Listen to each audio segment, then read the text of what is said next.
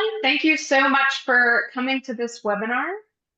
We are so grateful to have everyone here and excited for this conversation.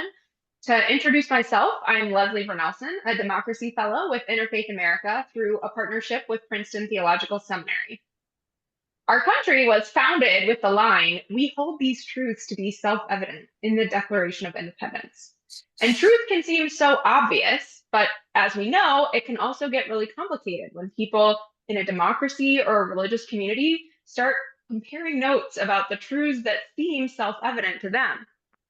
So at Interfaith America, we affirm the sacredness of participation within a healthy democracy, and we emphasize that pluralism is a key strength of the United States and a crucial way to unite people around shared values without minimizing deep difference. In fact, in an increasingly polarized political environment, protecting space for religious diversity is a crucially important shared value that can unite Americans across the political spectrum. Today, we're going to think about truth in the context of religion and democracy, and hear from three leaders who represent a spectrum of religious, political, and ideological diversity. We hope this conversation can model pluralistic engagement across religious and political differences, and that it will inspire you to think about ways your own communities and communities of faith can participate in democracy in healthy ways, and how you can build bridges with people you fundamentally disagree with. This event, as you have probably seen, is co-hosted by the Princeton Religious Literacy Program, founded by Rebecca Hay, a postdoctoral fellow in the religion department. So a special hello to the Princeton students in the Religious Literacy Program and Princeton community members who are attending. And the panelists, who will introduce themselves shortly, are all part of the Voted Sacred Fellowship, which brings together a diverse group of religious leaders to center faith convictions to inspire democratic participation and values during the 2024 and 2025 election cycle, before and after the election and inauguration. Scott Rasmussen, who you'll also see in this group, is a democracy consultant at Interfaith America who leads the Voted Sacred Fellowship and will moderate our conversation. Finally, before we get started, just a little bit of housekeeping. Here's how the chat will work during this event. Rebecca, Scott, and myself will keep an eye on the chat, but the panelists will not be reading it while they're talking. So if, for instance, something is really unclear or the audio cuts out, you can feel free to put that in the chat or directly message Scott or Rebecca or I, and we'll alert the panelists. But the public chat is actually mostly a place for you to interact with each other during the event. So please keep your contributions charitable, kind, and appropriate, but we encourage you to use it to interact with each other as you're listening. And during the Q&A time and a couple of polls that we're going to post, Zoom will have options for you to submit questions and responses, but we'll cue you further when those start. So to begin our conversation, I'll invite our panelists to introduce yourselves with your name, affiliation, where you're zooming in from, and we'd love to hear you finish by sharing something you deeply believe to be true. So do you want to introduce yourselves, Amy, Makram, and then Steve? Hi, everyone, and thank you for joining us today. I'm Amy Sullivan. I am a journalist, and I've been covering the intersection of religion and politics for just over 2 decades now. Currently, I am a board member at Sojourners, which is a Christian social justice organization that also has a monthly magazine and daily online journalism. I'm usually based outside Chicago in Evanston, Illinois, but I'm coming to you today from my childhood home in Plymouth, Michigan, where my dad has broken his collarbone. So I'm here being the sandwich generation right now. In terms of something I deeply believe that is a dangerous question to ask a journalist, most of us have been told the probably apocryphal story about a city editor in Chicago who told his reporters, if your mother tells you she loves you, check it out. So we are supposed to not take anything at face value in terms of being true.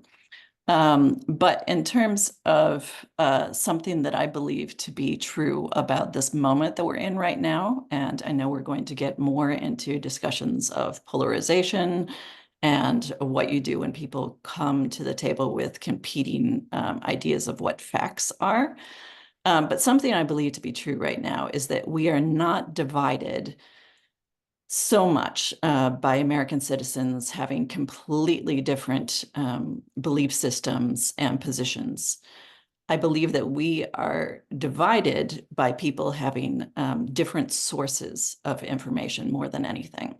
And we can talk about what those are, but I believe that there are the traditional sources of information.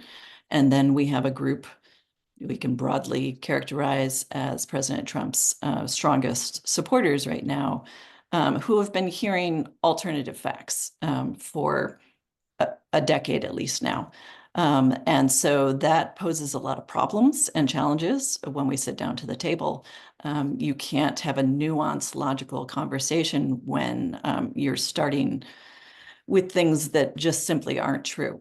But I think it does point a way forward in terms of what we can do about this. Good afternoon, everyone. Thank you for joining us. My name is Makram El-Amin. I am the Imam of Masjid An-Nur in Minneapolis, Minnesota.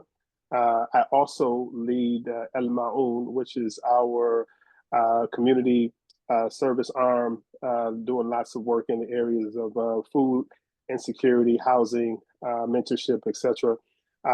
Very happy to be with you today. And something that I believe deeply to be true. I think, just going back to our tradition that, we all have inherent dignity and worth. And I think that trying to see that and keep that to be the North Star in turbulent times, in times of a lot of real stark difference, is both an art and a science, I would say, to keep that forward. But it is something that I do truly believe, as well as everyone has a story to tell, a backstory, a context in which they live that is very important when we get to know one another. So I'm very happy to have this conversation and dig in. Yeah, more to come. So thank you all for joining us. Hi, everybody. Thanks for joining our conversation today. My name is Steve Schneck. I'm currently the chair of the United States Commission on International Religious Freedom. In my former life, I was a professor of political philosophy, so I'm going to do my best to not let all of those technical philosophical terms seep into our conversation today, but I may occasionally fail. Let's see. The question is, what do I really deeply believe? I really deeply believe that human beings are flawed creatures incapable of wholly and fully holding the truth. We'll leave it at that.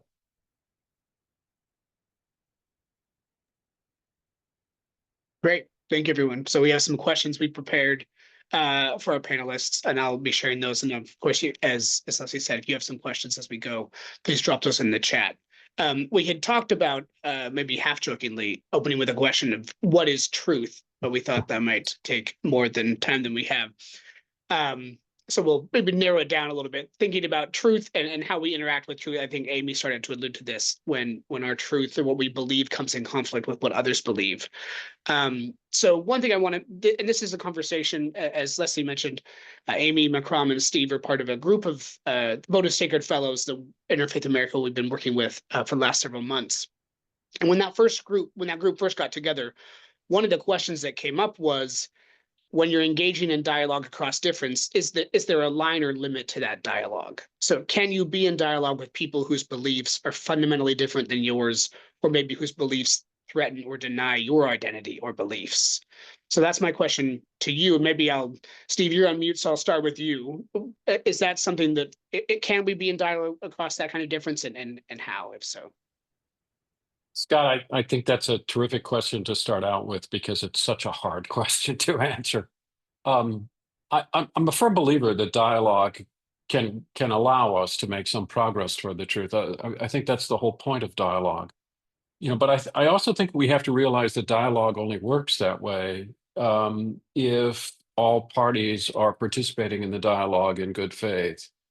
And I think we need to recognize that that all of us can use words not only for dialogue, but we can also use them as weapons. We can use words to separate ourselves and not simply imagine them as little conduits by which we can communicate or engage in dialogue.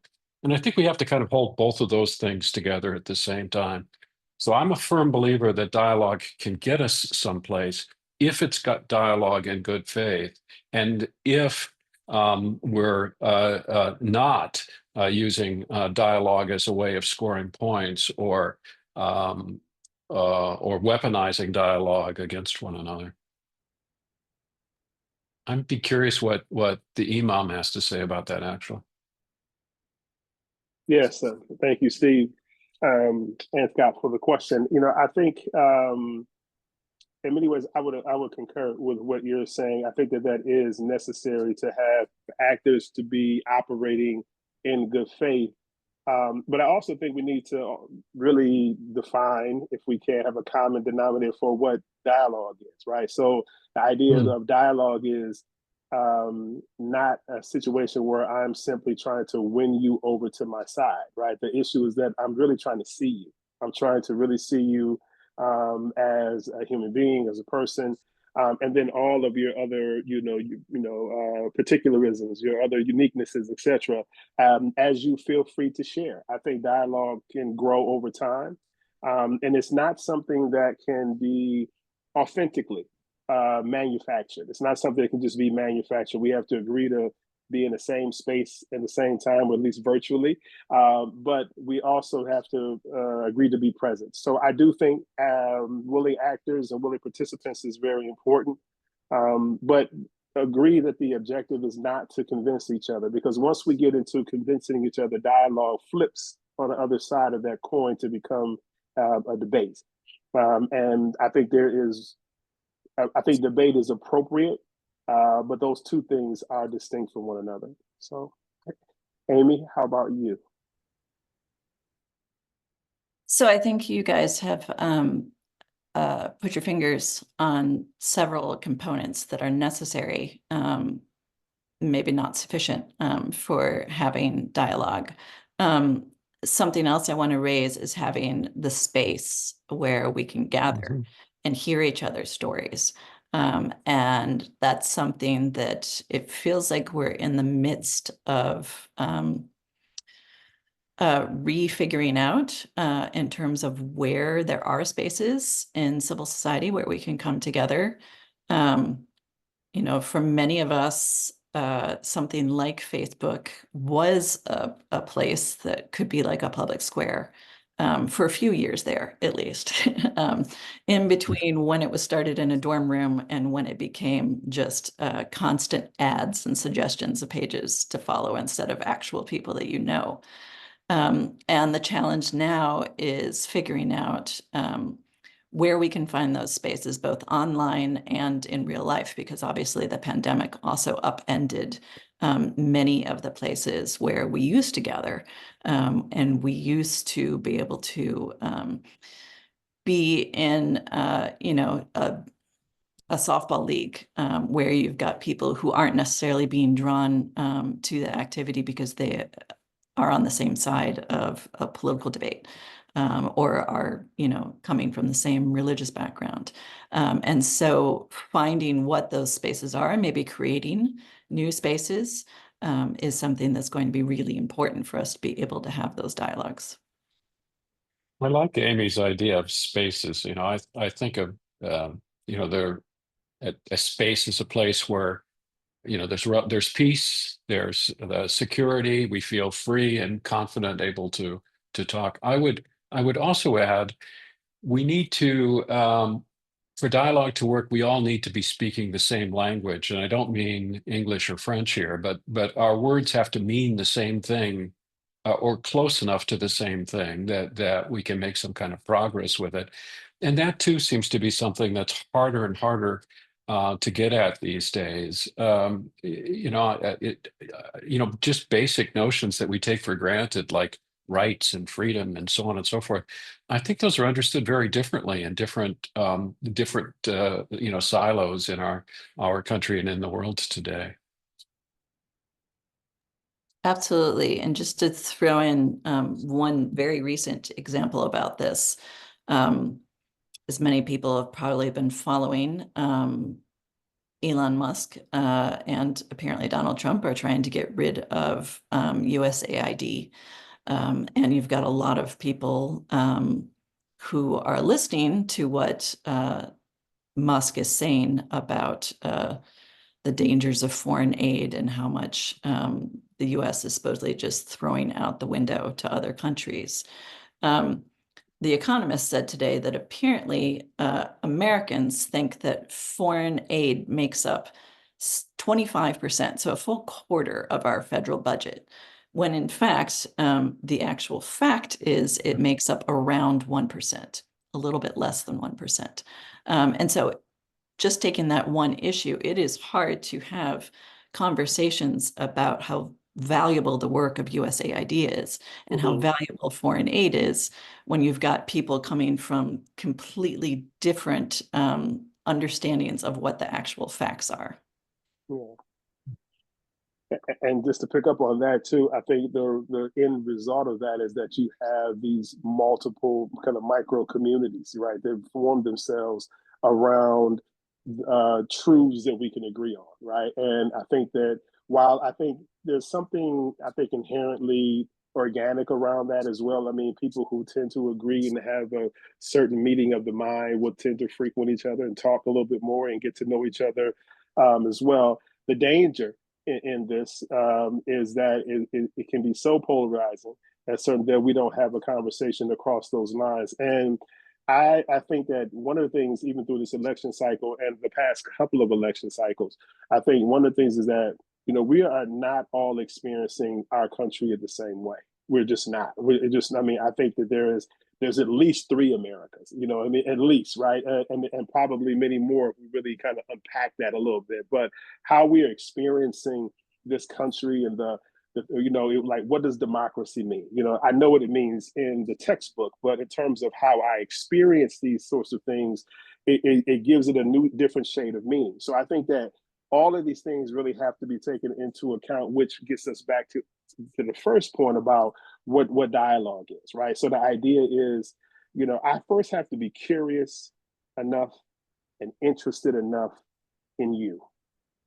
I have to do that. If I'm not willing to do that, then it really doesn't matter, you know, what you think about something or whatever. I mean, the idea of just remaining open and curious about a thing, because I think one of the things that happened, few of us in my circle challenged ourselves to when the election was decided and President Trump was the victor of that, you know, really started to have conversations. Okay, so let me hear what people are actually saying, because for a while there was a time when we didn't do that. I thought we knew, right? And except when there were some folks that were a little closer in proximity that I didn't realize also supported those things, even though we were in geographical space together, right? I think I felt alarmed, like, wait a minute. I mean, we're in the same spaces, but we view the world very differently. So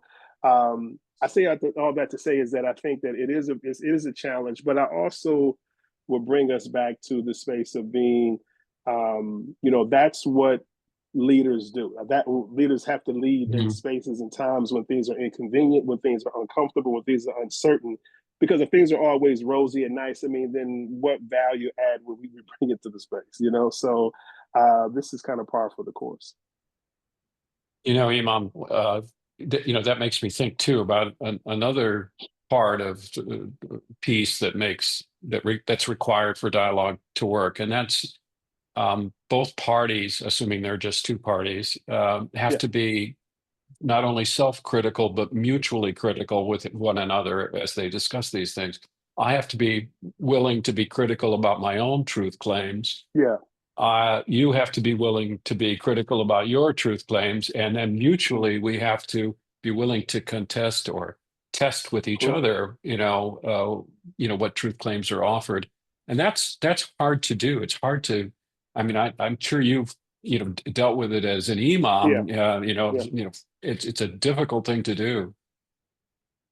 very much so, very much so. But I think that one of the things that um, I think sometimes the conclusion of an engagement has to be the ability to both agree to we're not gonna see the same thing on this. I think Yeah. that's a fair conclusion.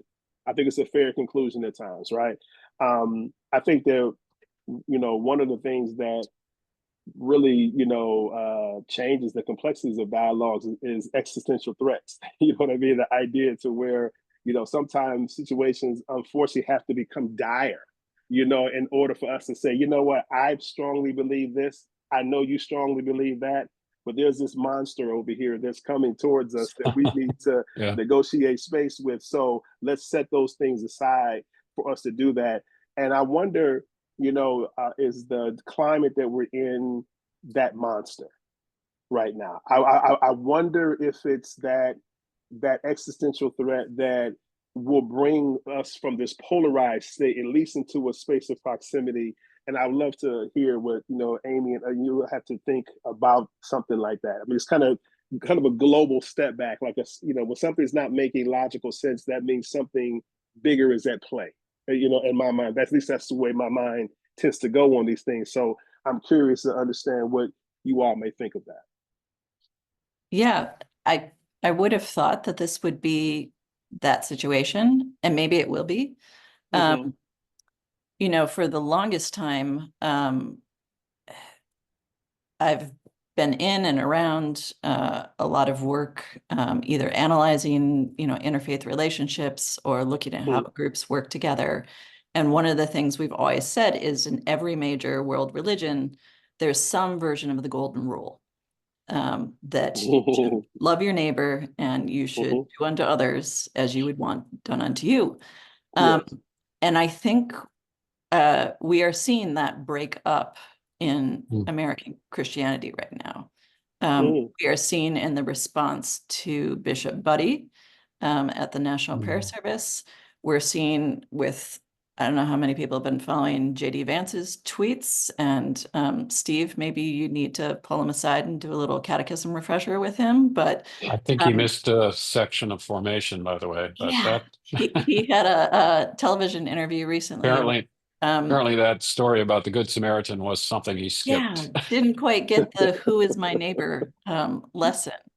Right. And so we are starting to have something, and it's probably always been there in American Christianity, but it is taking on more space in current American Christianity. The idea that no, I don't need to love my neighbor.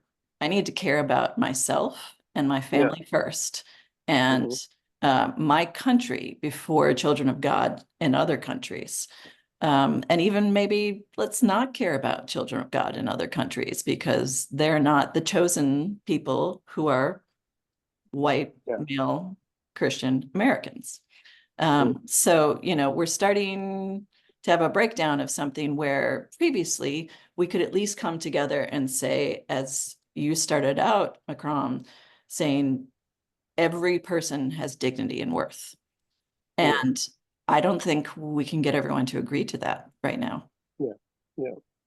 Yeah. I again, I would agree to that. I think that, as a person of faith, I'll speak from myself as a person of faith. I think that part of this is really holding myself to a standard, basically, right? I need to have a moral and ethical standard. I mean, just because I can say a thing doesn't mean I should say a thing, right? Just because I can do something doesn't mean I should. I think that there's so many stories in our traditions to where those who were being harmed, but others, it took a moral courage. It took moral courage by I think others who maybe weren't directly affected to actually step in and intervene. And I wonder, about this idea of the dialogue and what that means, and what does that mean for the bystander? What does that mean for the one who is maybe not directly affected, but one is adjacent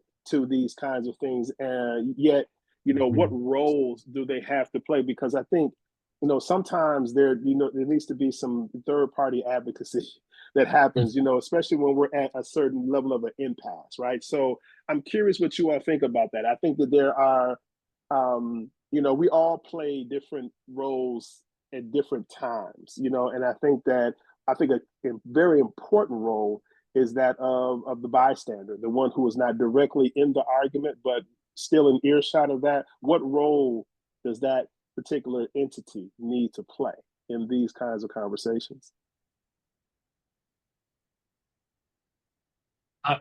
Do you mean, are you thinking like this bystander should be a moderator, that we need a moderator for dialogue? I would say yes. I mean, I'm thinking, I'm absolutely. Let me be clear. I'm absolutely coming from my tradition, and that's how we think about things. It's like when you have two parties that are in conflict. It was. Oh, yeah.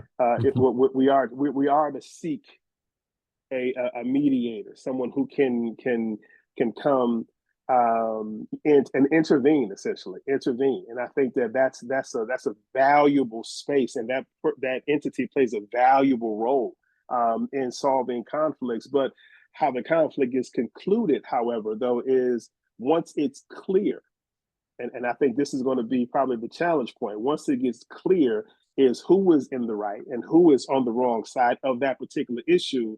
The responsibility for all parties at that point has to come against the one who is holding out, and not necessarily giving, until they come to the middle, right? Sort of thing. So I do think it's a value in those kinds of things, but because otherwise you just have one side who is constantly railing against the other side, whether it's the right and the left, if it's liberal, conservative, however we want to slice this pie up. But at the end of the day, there's a lot of casualties on these things. It's a lot of casualties, and sometimes you can't undo things that you said. I mean, I'm so amazed at political campaigns and how they go when when the primary is coming up, and there's so many, so many contingents trying to get that spot. But when it's clear who actually has it, everyone, they stand down. But does that ill feeling, are those things supposed to just dissipate and go away? I guess if you're going to get a cabinet appointment, maybe they do. I don't know, but I think it's one of those things where in real life, that's not how it goes. That's not how it goes. It's not politically expedient for me just to discount everything you said, berated me, and those kinds of things, and then all of a sudden we get along. Where does that happen? Right, but at the same time, I think it's important to hold a value of words have meaning and consequence. For sure. And we've seen a lot of, as you say, people saying the most outrageous things, Yeah. and then turning around and holding the completely 180 stance. And I am all for people changing their minds. And in fact, I think we see not enough of people being able to say, I took a hard look at this, and I listened to people who had different opinions from me, and I was able to see that maybe I was in the wrong, and I have decided that this is going to be my new position.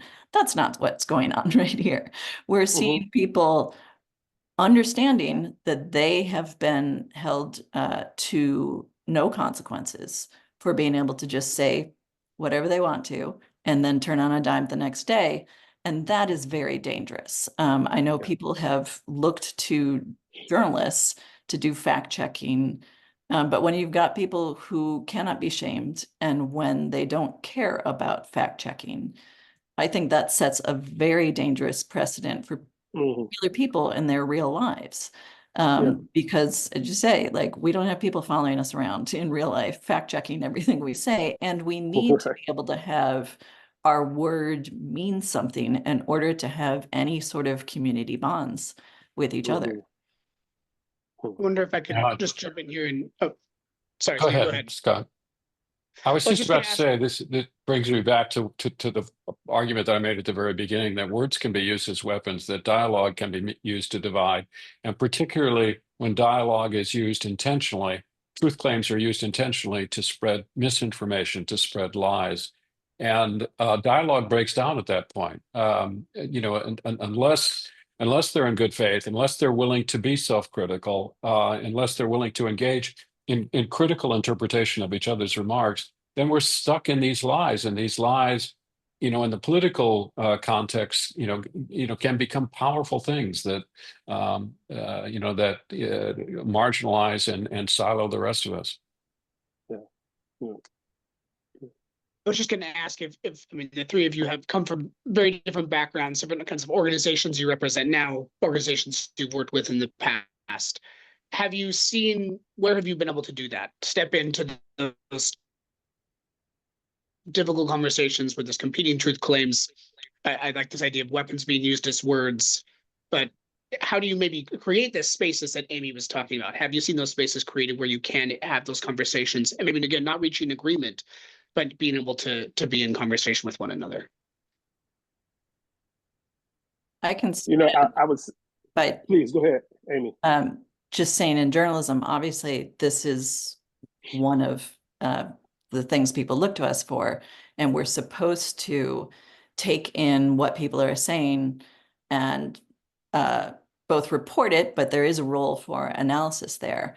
And one of the things that a lot of us have been grappling with, and I can speak for myself, that I have had to take a step back from mainstream traditional journalism as opposed to kind of opinion journalism, because of a few different stories that have come up in the past decade or so. The first one that really crystallized this for me was the coverage of Black Lives Matter, and the idea that there could be two legitimate sides to that. I had a very hard time doing,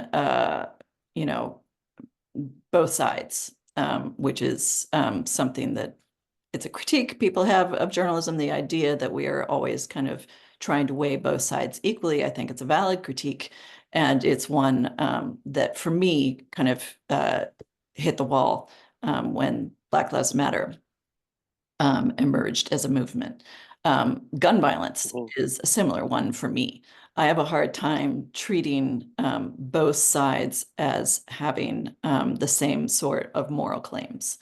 And so for some of us, the solution has been to kind of go into the opinion side of journalism instead of trying to pretend, for the way some of us see it, that there are two equal moral sides here. And for others, and I certainly did this to little avail in journalism for a while, you try to push and say, we need to provide some context here, because if we're making it sound like her emails versus everything that's over on this side are the same, we are doing readers a disservice. Yeah. I think for me, when I think about this question, Scott, to me, it comes down to a thing where when I think about my own life, I think even with the issue about conservative and liberal and these kind of language and Democrat and Republican, I think that there has been conversations time where I had to really look critical on the liberal side of things, right? The idea to say that I think that there is, I think that both sides drink their own Kool-Aid at some point in time, right? And it gets to a point to where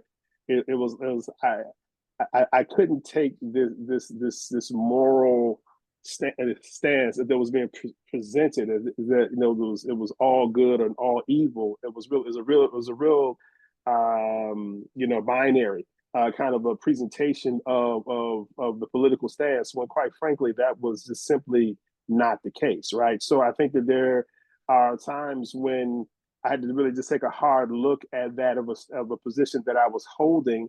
I think I voted more Democratic more than anything all my life, essentially, but I've also have been subject to, once I would start to get critical, that it's been a real liberal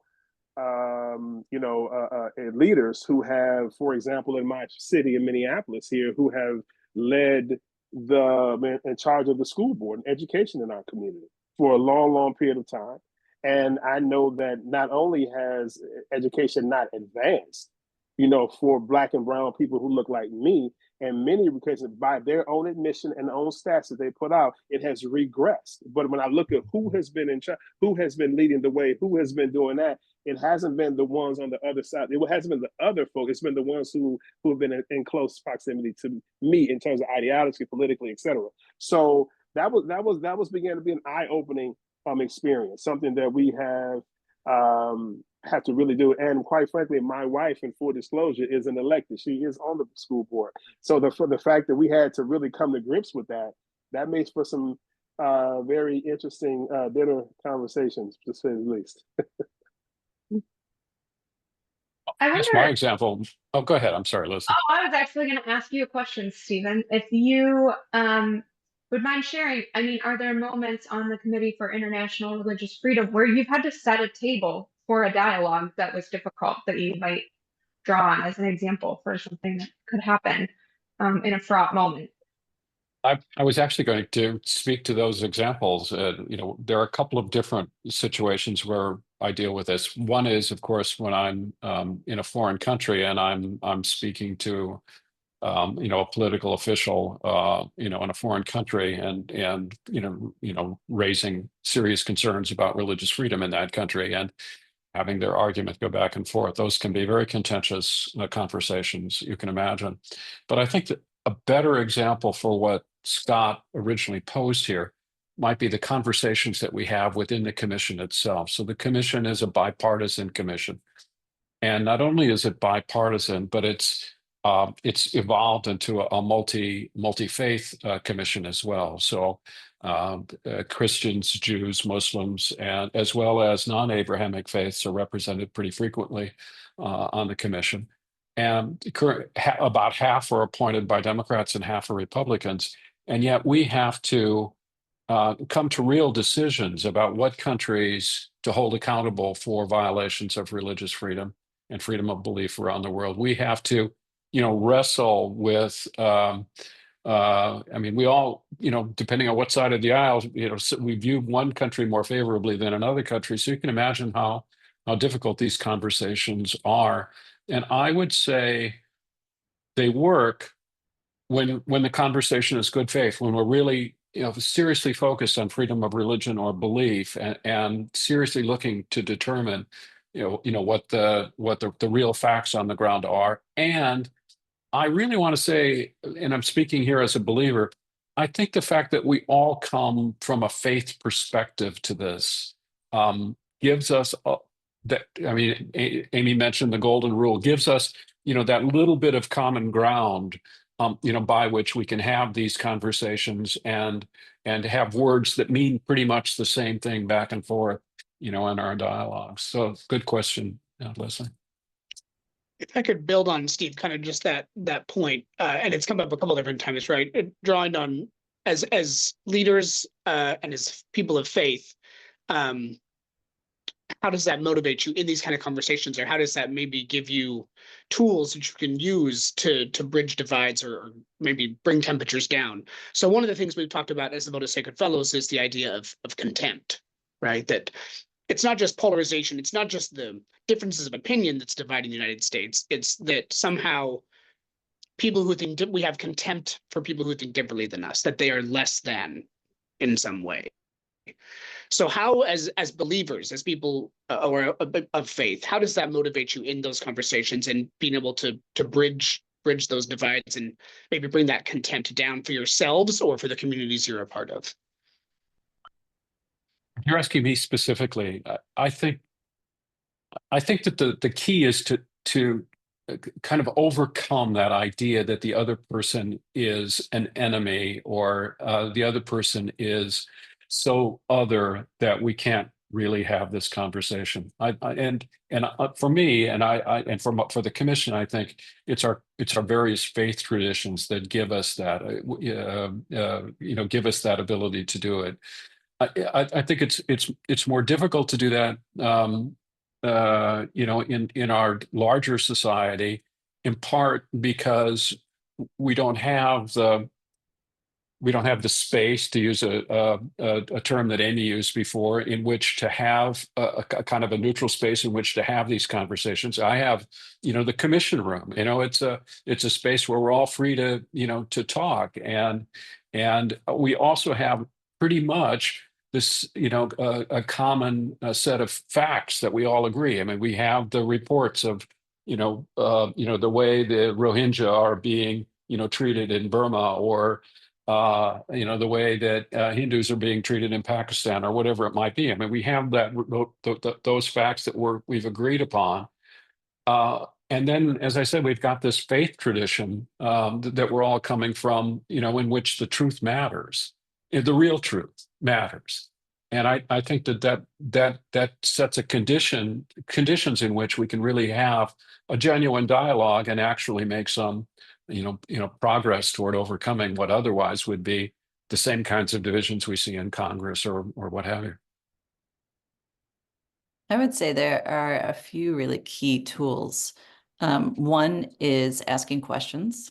I try to, this is easier said than done, but I try to see people as children of God broadly, but in individual cases, as somebody who is speaking mostly from something that has gone on for them, that what they are saying has not as much to do with me, or even necessarily the topic of what seems to be their ire. It has something to do with them, and I want to ask questions and find out where that comes from. I think we need to have grace. I think one of the things that probably helps, Steve, in that room that you're in is, I don't know if it's on the record. I assume most of your conversations are off the record. When the doors are closed, it's off, but go ahead. It really helps if you're not constantly looking for ammunition in what somebody is saying to use against them later. If you are, in addition to having an actual physical space where you can communicate with people, you're giving them space to speak and sometimes make mistakes, or, say something that maybe isn't what you would want to put on a billboard right now, but unless you let someone say it out loud, they can't get into a conversation with someone who may say, actually, I need you to think about how that sounds to people who come from a background that's different to yours. And the third thing is humility, because I have made those mistakes myself.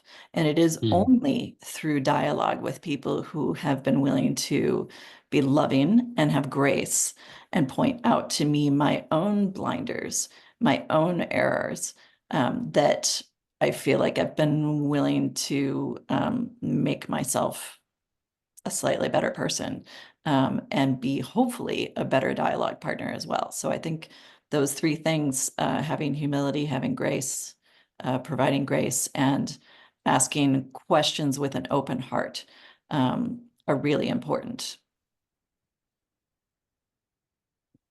I would concur. What was coming to my mind was grace, multiple times grace. The idea of just really giving a person the benefit of the doubt, But the thing I will say is that these things happen, but they happen over the course of time. The way that we're able to give each other grace is because we're in proximity, we're in frequency of dialogue and so on. It's not something that can be manufactured in the heat of the moment, right? So the idea is that, I think that's a learning that we kind of all know in general, but because we don't always live in that particular truth of that relationships take time and things have to be nurtured and grown and so on, that big thing happened, right? And when that big thing happened, that's not the time to think that we're going to be able to do that in the moment of all of this acute hurt and pain and harm that's been caused. So,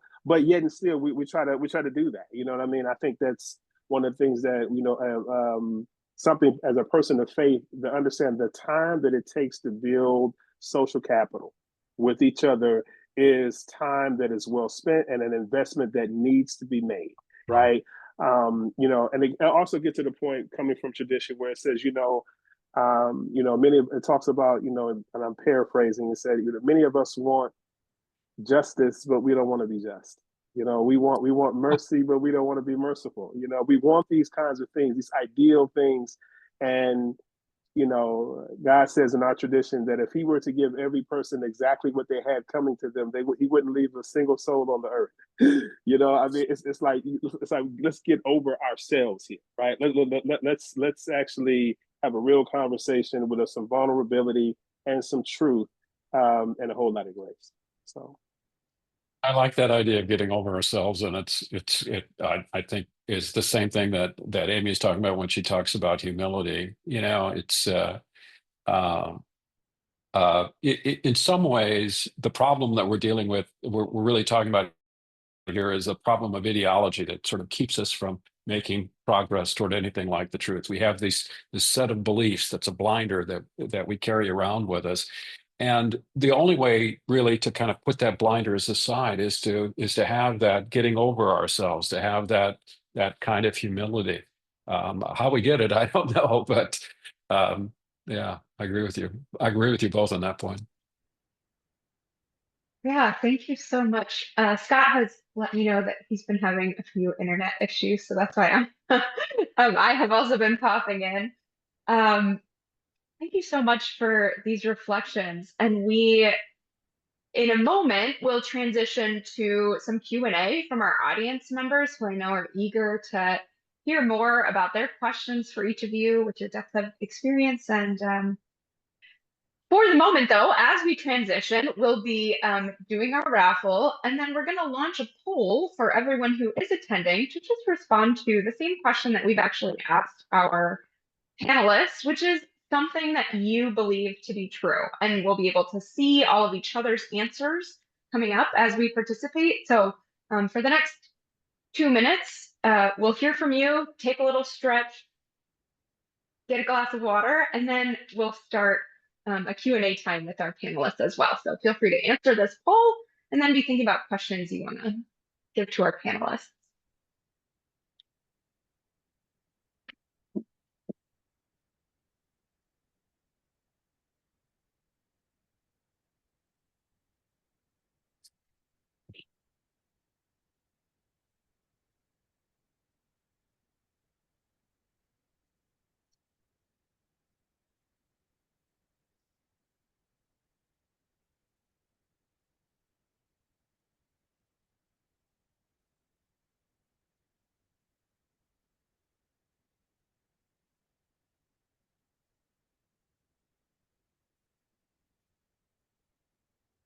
And maybe as folks are answering, Rebecca, do you want to announce we have a Princeton University winner and a community attendee winner for our raffle for Interfaith America books?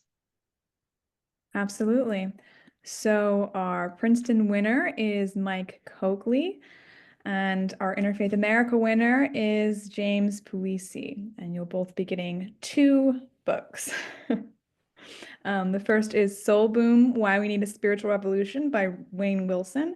And the second is Interfaith Leadership, a Primer by Ibu Patel. So Congratulations to our raffle winners. You'll also be getting an email from us after this event to make sure we can get them for you.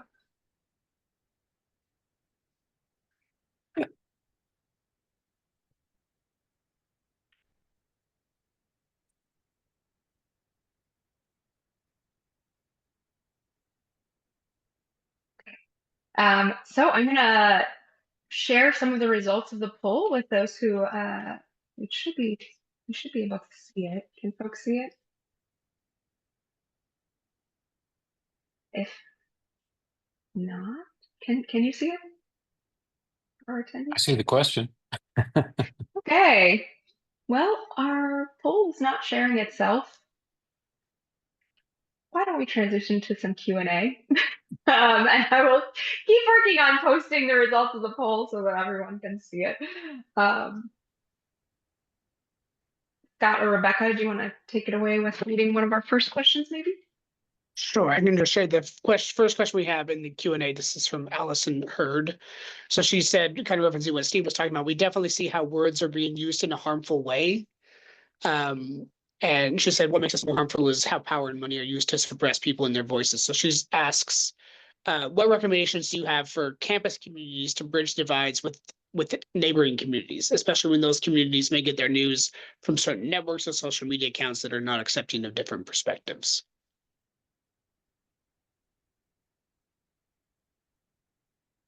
Is this to all of us, Scott? Yeah, well, yeah, I'll open up to anybody if somebody want to. So not to carry water for Interfaith America, but this is something the Interfaith America does really well, is encouraging, especially on college campuses, activities that are service-based, that bring people together. And often the idea is bringing students from different backgrounds together to work on a service project. But I could imagine that could be altered pretty easily to include members of a campus community and members of the residential community near them. And as we've been talking about, it's building that social capital that takes time. It's never going to be the result of one hour-long, effort, or even a day-long Habitat for Humanity house building.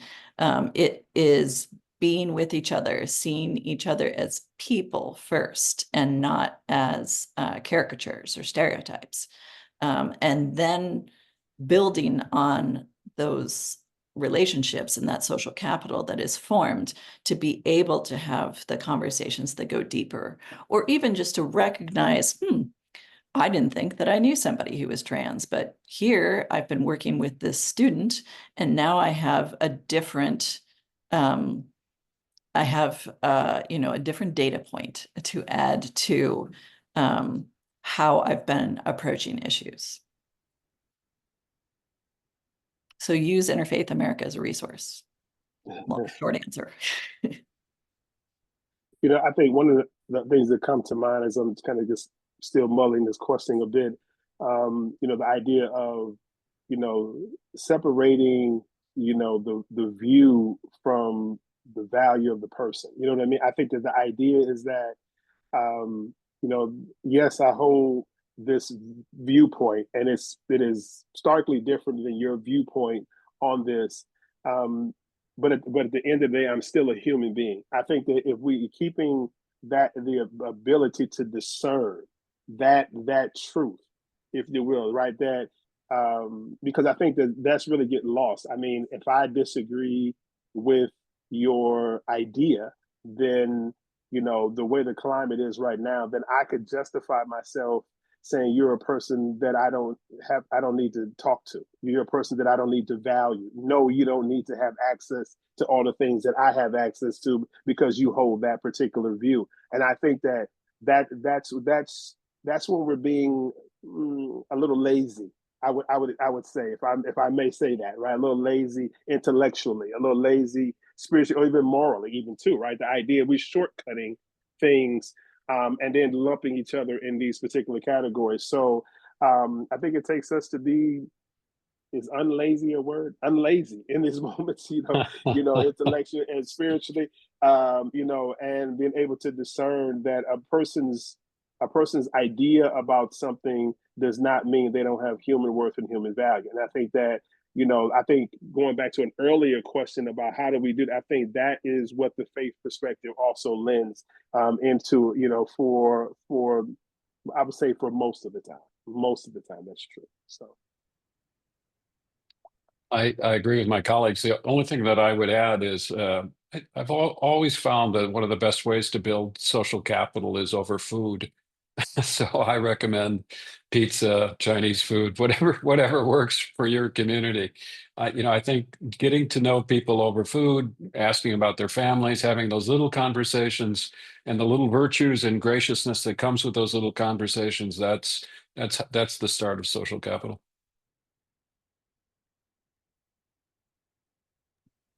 Well, we have another question here.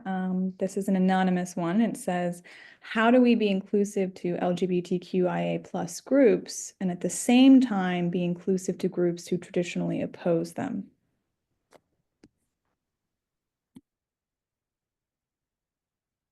I think that the same rule, in my view, still applies, right? The idea to that I can feel differently about a matter and yet still hold, the sacred dignity and worth that is in each and every one. I think that those things don't have to cancel each other out.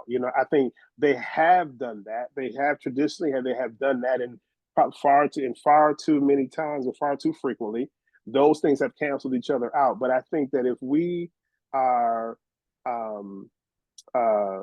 uh, let's just say staying truer to our traditions, I think there is a situation of separating what a person's view is, or even an action that we might disagree with, from their inherent self-worth. I think that those things are, I think there's a through line through our traditions about that. So regardless of the subject is kind of a placeholder. It could be that, it could be something else, but I think that same rule would apply in my view. I would agree with that, but I would also say that we need it to be a requirement for dialogue, that you have to acknowledge the dignity and worth of the person you're in dialogue with, or the people you're in dialogue with, because I would never want to ask anyone to sit down with someone who could cause them harm by not being willing to agree to that very basic principle. I have a good friend, Father Jim Martin in New York, who has been working for a long time, a decade at least, on trying to reconcile the Catholic Church with its LGBTQ community. And his whole approach has been essentially to keep lifting up over and over and over again the essential dignity of every human being as the common ground in which all of these things can be addressed.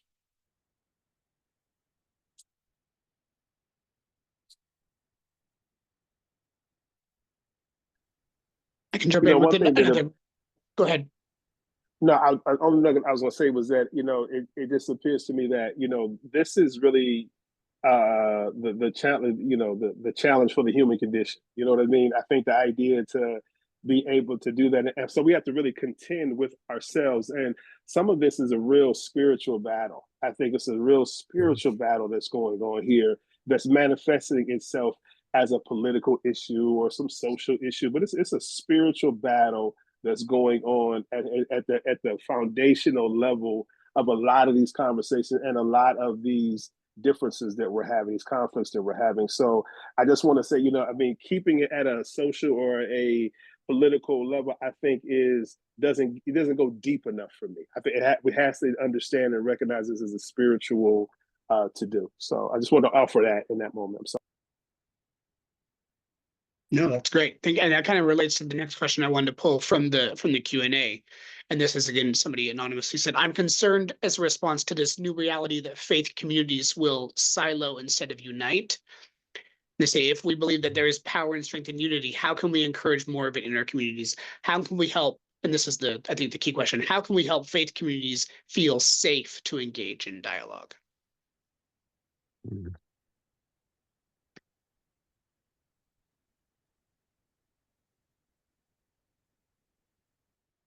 I don't know if this goes directly to the last piece of that question, but I will say, and this came up earlier, that maybe an external threat is the impetus to bring people together over the last few years, and I think it is going to really intensify, in part because we are seeing now the threat. Groups across the religious spectrum, and particularly important across secular and religious worlds, have been coming together to talk about the threat of white Christian nationalism. And I think we are seeing now that it is a threat to the very existence of our democracy. And if that isn't, an existential, external threat to bring people together, I'm not sure what is. And obviously, there's a very specific group of right-wing Christians in America who wouldn't agree with that. But I'm telling you, almost everybody else does. And it's allowing them to see past differences on a lot of other levels in order to sit down and say, we all agree that we want this country to continue. And it was one of the reasons behind this fellowship that the three of us are in, is the idea that whatever your politics, whatever your faith background, you should at least be able to agree, as we do, that we want there to be safe and legal elections in this country, and we want a peaceful transfer of power. And those are principles that we can agree on, and we can have conversations about both within our individual communities and then across our communities. I would just offer to that. I would caution us, against, the rush for the kumbaya moment too, though, right? I think that there is a situation to where, historically speaking, that we have always had a difference, that we've always been a difference about certain things. That has been the undeniable truth, right? That there's always been difference around certain things, and so those things don't magically go away. I think that I think we try to move the needle. We try to swing the pendulum, whatever analogy we want to use here, in terms of moving things back and forth. And then ultimately, I think even from a faith perspective, we also are trying to be on the right side of history here too, right? So the idea is to say that there will be a winner and a loser, if you will, or and I mean that not absolutes, but and there'll also be shades of that too. But the idea of at some point in time we'll look back, and I would venture to say that the people who criticized Noah as he was building the ark, you know what I mean, in the aftermath of that, they said, "Wow, we messed up here. We messed up here." But in that moment, they felt justified. They thought this was completely bananas. What's going on here, et cetera, right? So, I mean, some of this is us trying to figure out, I want to be on the right side of history. I want to do that. And that means that I'm choosing to stay at the table and when this is very difficult, as opposed to becoming polarized and getting to a certain extreme to where I'll do something that my grandchildren will regret that their papa was a part of that, and so on and so. I mean, we have to have long view about these kinds of things too, and I think that's another thing that faith affords us, to have long view when we're doing it right. Perhaps picking up on some of the threads of both those responses, we have another question which reads, we are seeing a trend where Christianity has become aligned with a type of white nationalism, and perhaps this could even be seen as a form of political evangelism, which used to be separate from government and political discussions. When our country is centered in this type of Christian ethos, where does the conversation start and go?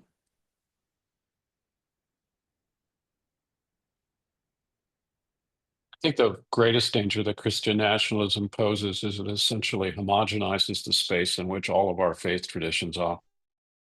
And beyond our faith traditions, it homogenizes the space in which our conscience operates. It's very concerning, and I think that not only is it a threat to the nature of citizenship for our republic, but it's it's a threat to the fabric of our society, more broadly. I think it's a very worrisome phenomenon, and I believe that the best response to it is to keep this space open, keep open the space for interfaith conversations like the one that we're having today. Keep open the space in which political differences, can be allowed, and which dialogue can occur.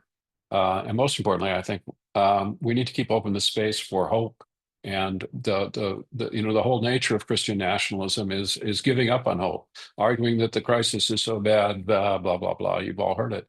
I think we need to keep open that space for hope.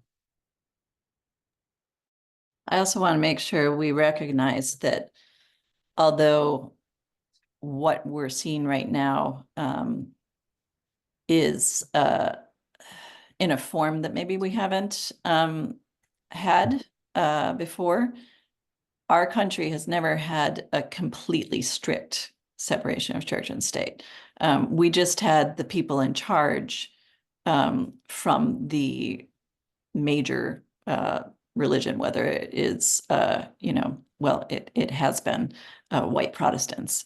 And we have never truly come to grips with being a pluralistic nation and figuring out how to make that work. What we have are people who want to keep kind of newer and until recently more minority religions out of the public square so that they can claim it for themselves.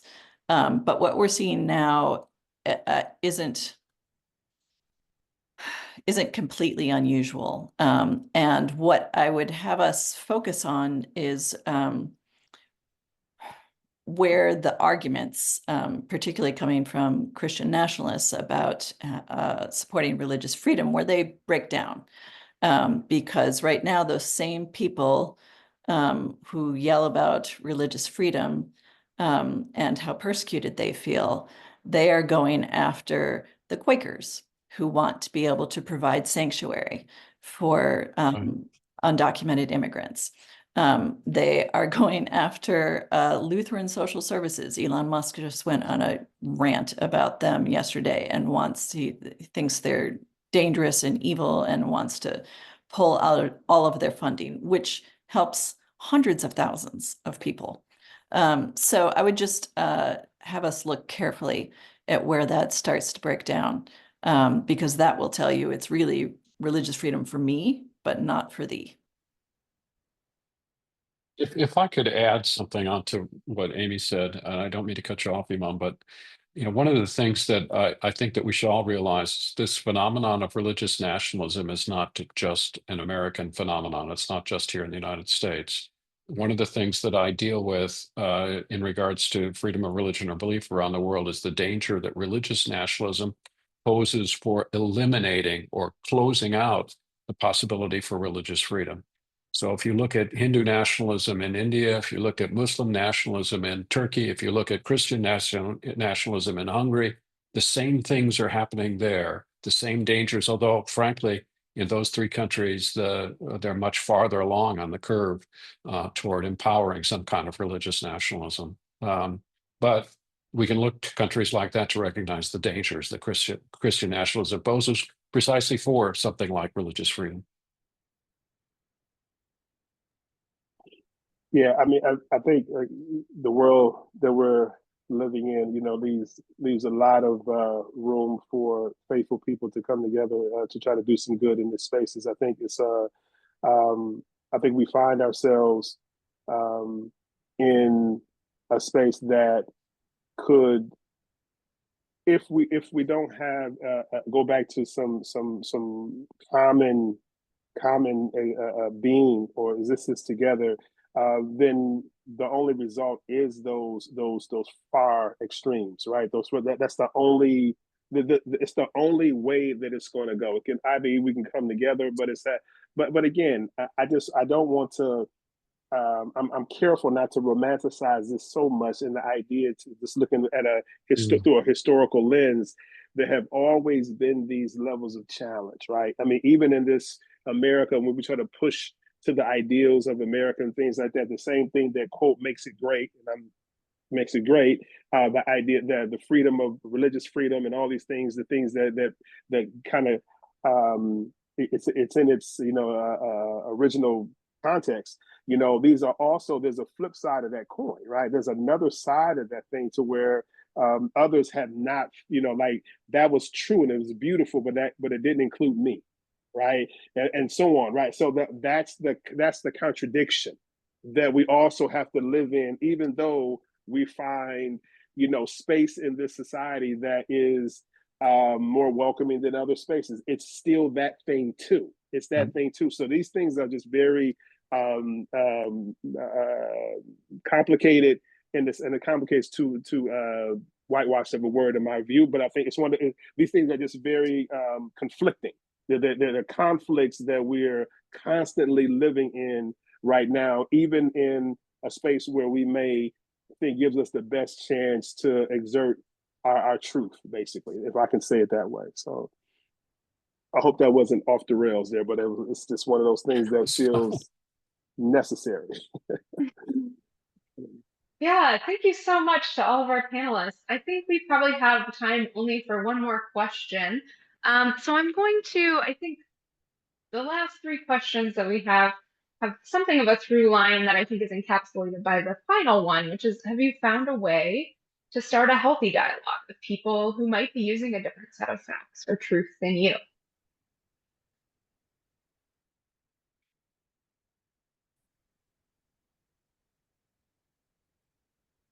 I would say that when I have found that it's been connected to service. That we can believe different things, but hunger is hunger, right?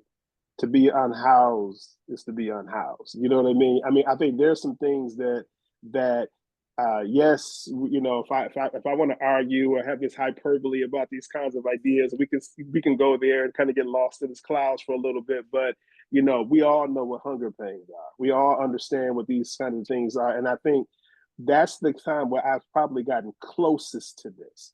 It basically meant putting myself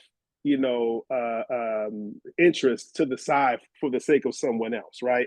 But it was acute, it was apparent, it was necessary in that moment, and that got varying sides of the space to kind of lean in together. So I'm not sure. I'm interested with Steve, Amy, what you may have said about, but I think that has been, I would say, the closest we've got has been around serving humanity in some of the most vulnerable moments that people exist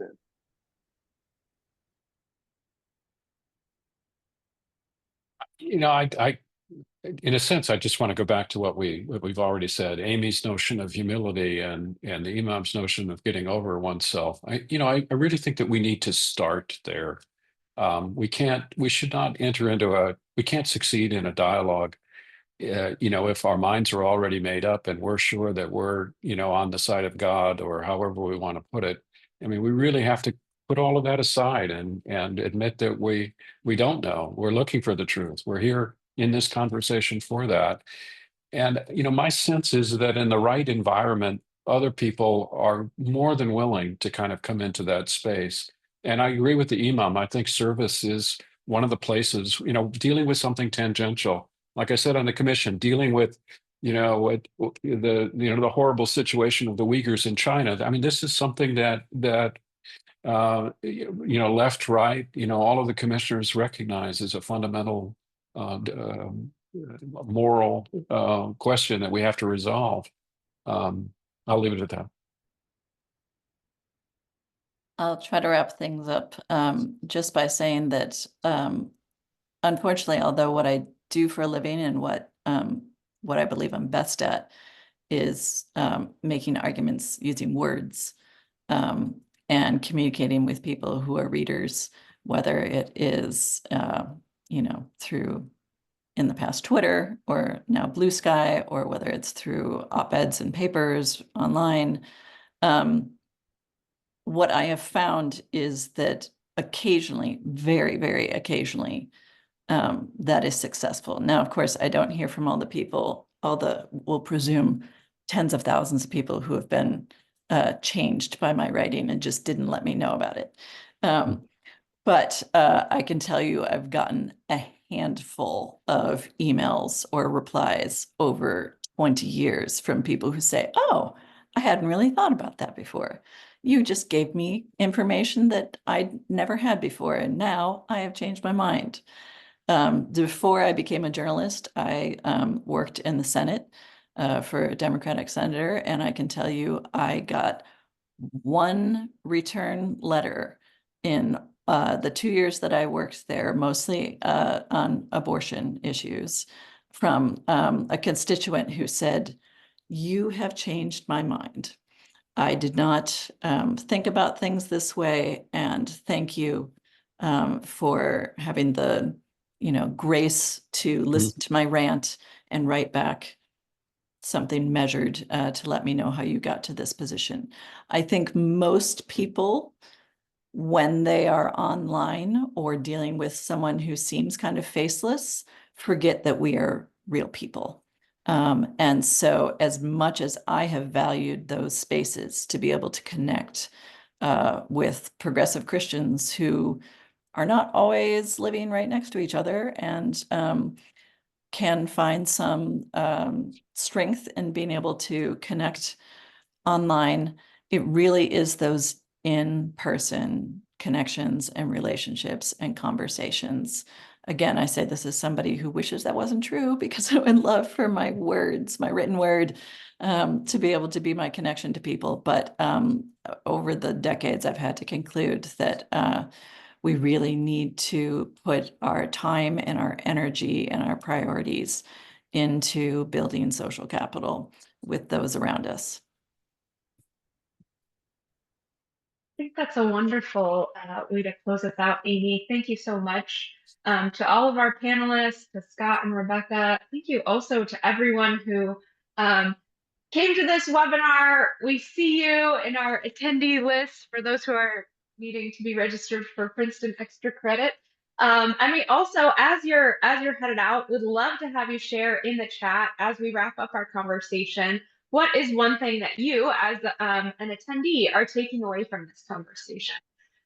So thank you so much to everyone who came. Thank you for engaging in this conversation with us. And we will also share a recording of this conversation once it is ready. So look for that in your inboxes in the next week or two. Thank you, Interfaith America. Thank you for having us. Thank you. Thank you, everybody. Really appreciate it. Thank you. Good to talk with you. I see someone has put into the chat, Amy, that you have made a difference in their thinking on this topic. Thank you.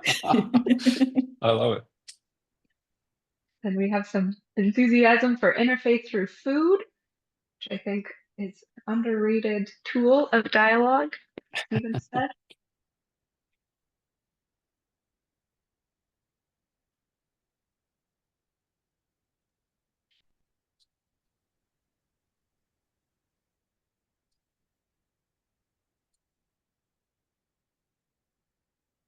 Great. Well, as those answers come in, I'll just say thanks again to everybody for being here today. We value your time and participation.